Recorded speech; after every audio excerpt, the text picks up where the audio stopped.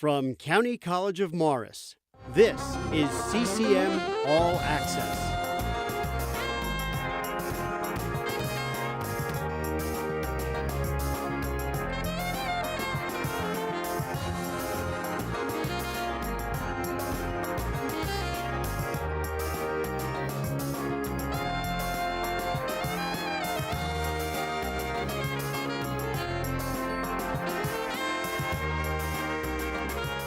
Hello, and welcome to CCM All Access, the program that brings you news and information from the County College of Morris. Students at CCM, members of the community, people doing good things. I'm Brenda Todd, and joining me today is Patrick Enright, who is the Dean of Professional Studies and Applied Sciences and the Associate Vice President for the Workforce Development. Welcome. Thank you, Brenda. Happy to be here. Well, we're really happy to have you. Can you tell me about this school within a school that we have here at CCM? Sure. The School of Professional Studies is one of the three academic schools at the college. The other two schools are the School for Liberal Arts and the School for Health Professions and Natural Science. And so all the academic programs, all the degree and certificate granting programs are distributed among those schools. Okay. So the School of Professional Studies has 5 academic departments within it, and they are business, the mathematics department, engineering sciences and engineering technologies department, information technologies, and hospitality management and culinary arts.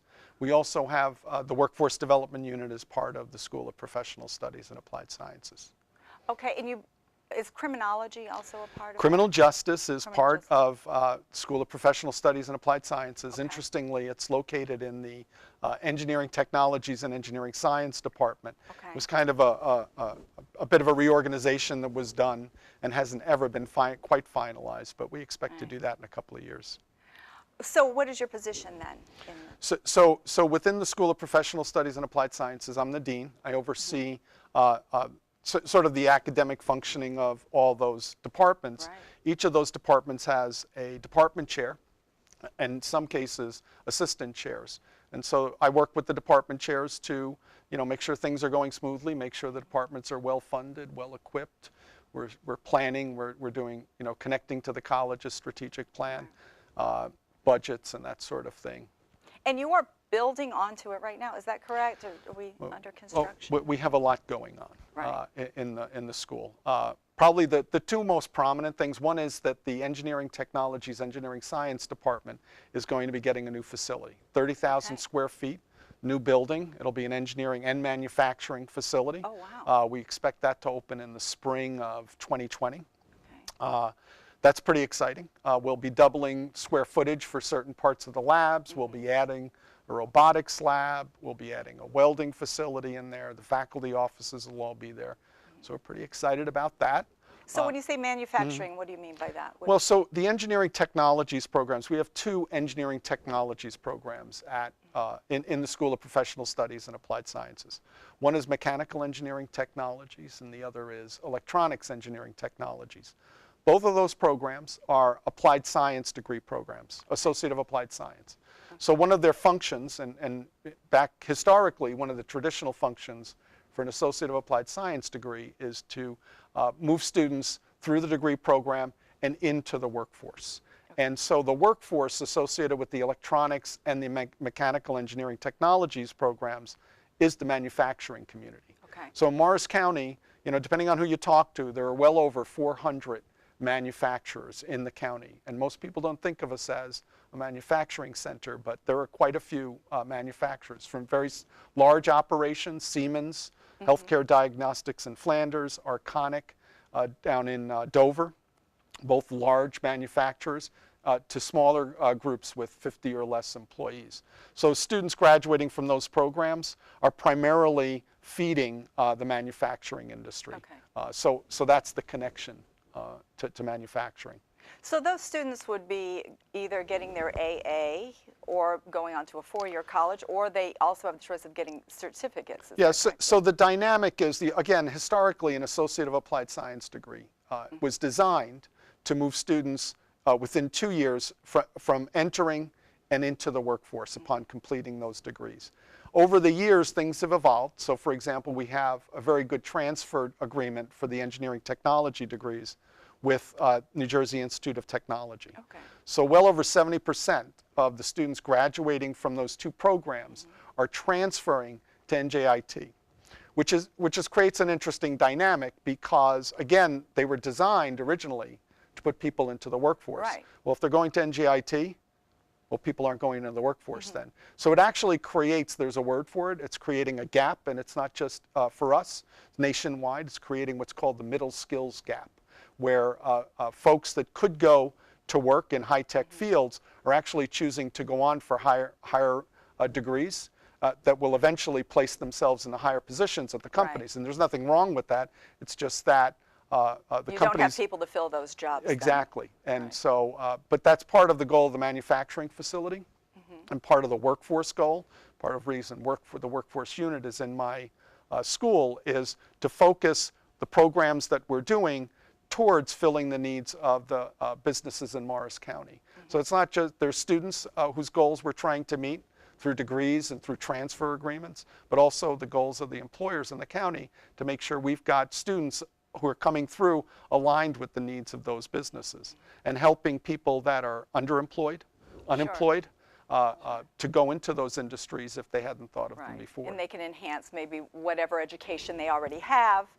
They can also enhance that with these classes. They can leverage what they already have into those programs. They can, as you say, complete maybe just a small certificate. So for example, in electronics, there are two smaller certificates short of the full degree. One's in basic electronics and the other is in advanced electronics. And there are others, but those two certificates would get them into the industry. Not at the highest level, but get them started. They can continue to work on their degree while they're working. A lot of employers, particularly manufacturers, will pay for them to complete their degree because the job market's so tight. Now, how many students do you have in the program, would you say? Okay, so in the school overall, across all of those programs, and all the programs probably comprise about 20 different, I think it's 18 to 20 degree programs. You'd think I'd know, but sometimes it's hard to keep track. You're close. Things are happening there. In the whole school, there are about almost 2,900. I think it's 2,870 students, more or less, in the school. In engineering, if you count criminal justice, they're up around 1,200 students. But just in the engineering technology degree programs, in mechanical engineering technology, it's about 200 students majoring in that, both full-time and part-time. And in electronics, about 80 students. So pushing 300 students in the engineering technology degree programs.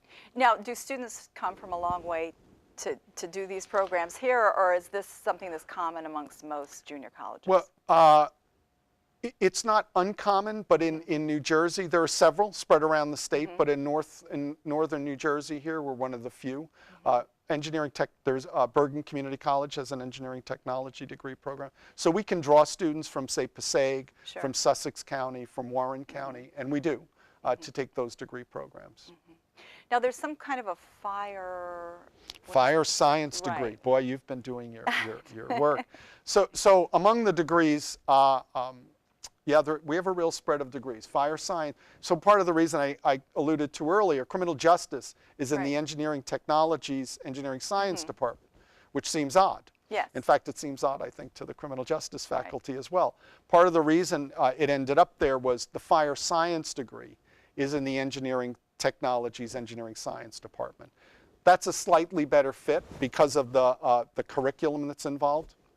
And so when we put it together, the goal ultimately was to get some synergy between the criminal justice and the fire science degree program, creating kind of something larger than each individual. Fire science degree program is small, maybe 30 students in any given year.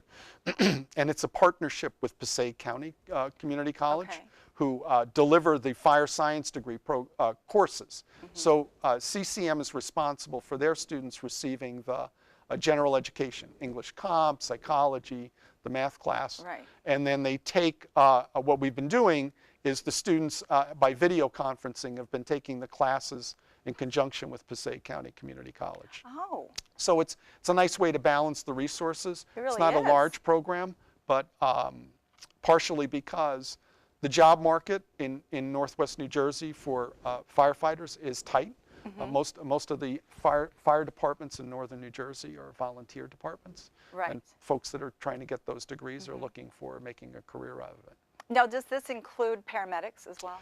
It doesn't, but you're hitting on something. You're onto our thinking as well, that the larger structure would be first responders. Right. EMT, paramedic, fire, and then police. And so we're working on something larger, Right. a larger structure to create. It takes a lot of process. The Yes. college is working on a paramedic degree. Interestingly, the paramedic degree is in the health professions and natural science school, because health professions, Sure. it's a better fit there. But we're in connection so that as we build the larger structure, all the pieces will work together. Right, right. Well, thank you. We're going to take a quick break. Stay tuned, and we'll be right back.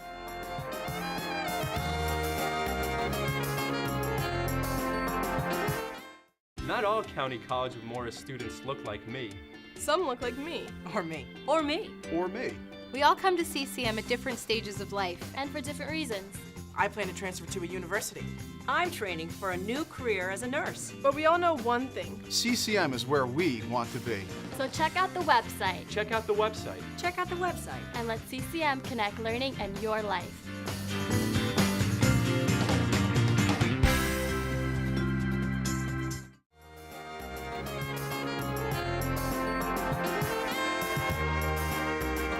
And we're back on CCM All Access. I'm Brenda Todd, and I'm here with Patrick Enright. Patrick, there's a lot of new things happening here. Can you tell us about some of those? So one of the other things I wanted to hit on, we mentioned the new engineering facility that'll be opened in the spring of 2020. Part of the reason for that facility is the pressure that exists currently on our existing facility for engineering. Right. And part of the reason we have pressure is about 3 years ago we started a new program, broke new ground. The only college, there was a college in North Carolina that had done it, but we're the first ones in New Jersey for certain, where we have high school juniors and seniors coming to the college 5 days a week for half a day, or half a day 12 to 3, and they come to CCM and take college classes in engineering technology. Can I just stop you here? Is this every high school student to every public school, or is this just like maybe the tech schools or That's a great question. Okay. And in fact, it highlights our partner, who's the Morris County School of Technology. And it highlights the role of the Morris County School of Technology.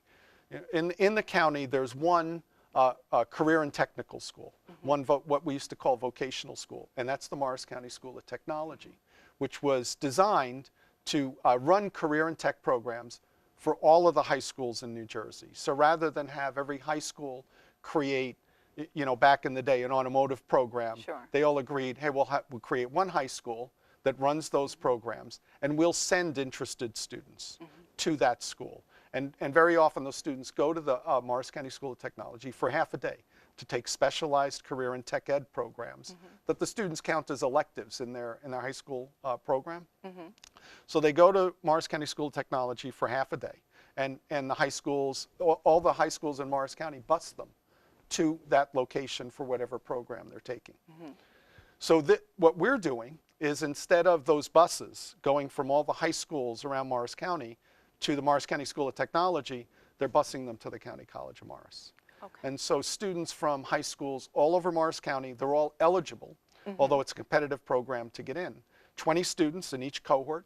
The school bus pulls up at about noon every day, and if you're standing out in lot 6, you'll see the buses pull up. Students get off. As soon as they get off those buses, in our minds, they're not high school students anymore. They're college students.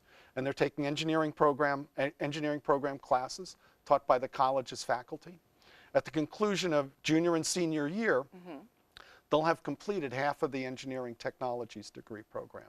So they graduate high school one more year, they'll have their associate's degree in engineering technology. Okay, so all of those credits apply toward their college All credits. of Right. those courses apply to their college degree here, and they also are getting credit for high school electives. So it's Right. what's called dual credit. Right. It's been hugely successful. It's been so successful that some of those students, they get bused here and they get off the bus, at noon, and they're here until 2:50.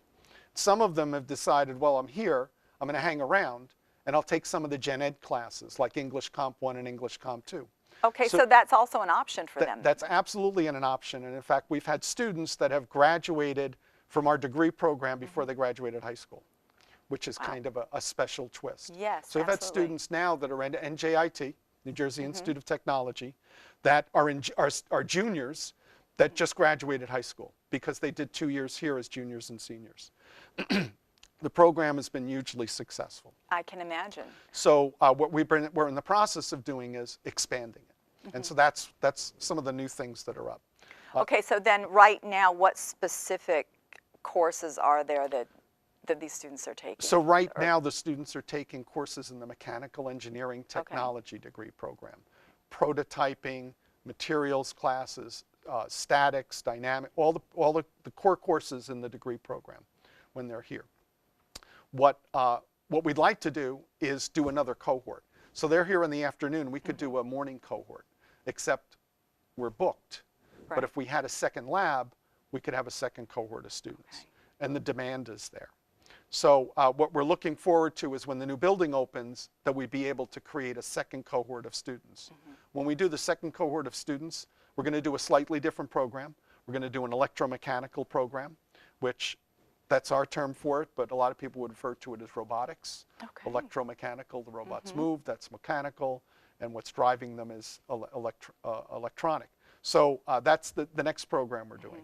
But along the way, we started a similar program in information technologies, which is our computer department. Sure. We have a computer, it's called Computer Security and Information Protection. We started it, the first cohort is started this fall.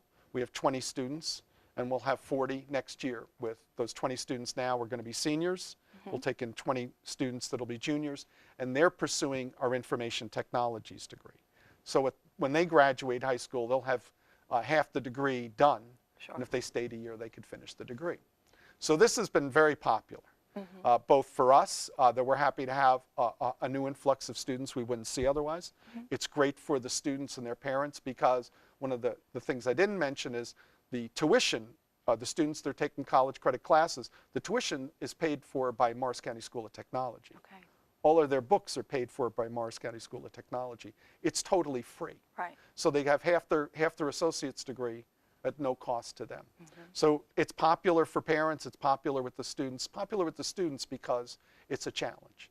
If you've ever seen our engineering lab, is a high-tech, it's state-of-the-art, it's what you would see in industry. And initially, the high school juniors, one of their first classes is in that lab. And you watch a bunch of 16-year-olds come in who are maybe joking around, and they shape up right away because, you know, this is a professional facility with expensive equipment, and they take on the responsibility. Right. So it's been great for the students because it creates opportunities for, you know, maybe they're looking for new challenges. Sure. And college is a good place to get them. So I didn't even get to the new things.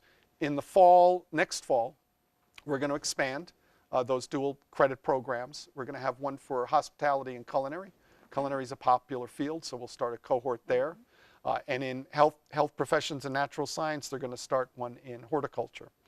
We've got a great facility down there with space available. Yes, So, that's a newer facility there. it is a newer facility. I think it's maybe 4 or 5 years old. I'm just Yeah, it's guessing. beautiful. It's not my school, so I don't always keep Right. track. It's But beautiful, it's a yeah. beautiful facility with great, you know, the greenhouse and so on. Yeah. So it's a great opportunity for students. For Morris County, the big advantage is you don't have all the high schools having to create specialized labs. Sure. And Morris County School of Technology has created to feed students from all over the county.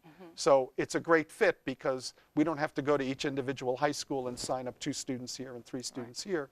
They've got a process for doing that already. So first you have to become a student at the Morris County of Technology. Is that correct? No, so the way it works is if you're a student at, let's say, Morris Hills High School, there's an example. You're a student at Morris Hills High School, you as part of signing up for classes, you can elect to take share time classes through a program at Morris County School of Technology. So they run share time programs on their campus. That hasn't changed.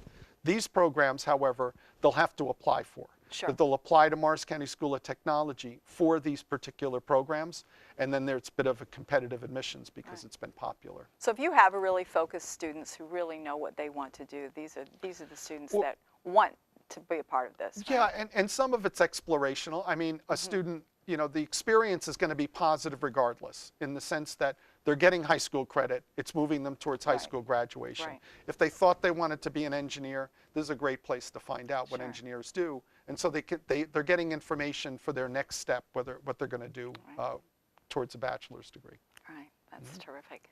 Well, we're going to take a break. Stay tuned, and we'll be back in a moment.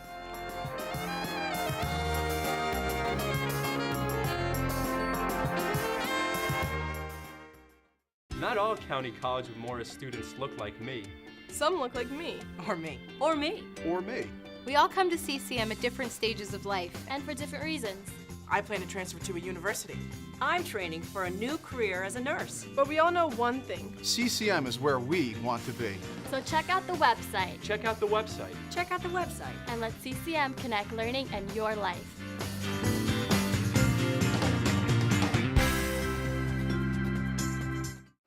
And we're back on CCM All Access. I'm Brenda Todd, and we're here with Patrick Enright. So, for the time that you've been here, and how long have you been here now? 12 years. 12 years. Got here in 2006. Okay. And what brought you here, by the way? So I was in Colorado. I was in community colleges in Colorado for 20 years, and but I'm from the East Coast. I grew up in New York City, Okay. and so the opportunity to come back to the East Coast was there, and so I grabbed the opportunity to come home. Well, we're lucky to have Oh, you. thanks. So in your time in the colleges, junior colleges, and here, have you seen a change? It seems that there's maybe more of an increased focus on molding students for the workforce now. Is that right? You know, it's right on. I think that, and particularly driven by, you know, some of the other things happening in higher ed. So you see in the news a lot about student debt.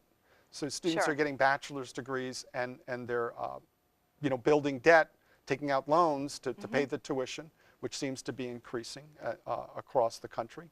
And so what I think the colleges are sensing a greater responsibility to make sure that those students have a direct connection into the workforce.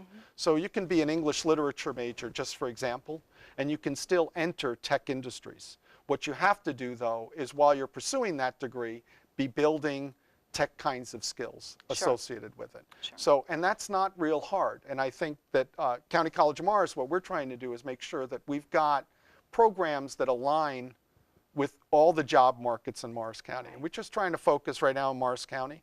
Okay, Morris, Warren, Sussex, that's kind of our workforce development area up here in northern New Jersey. Trying to make sure that we understand it. So whether you have a bachelor's degree and you're looking to get connected to the workforce, we have plenty of employers that are looking for, you know, competent workers, maybe just need a little bit of special technical training that we can provide to connect them into the workforce. Sure, So. sure.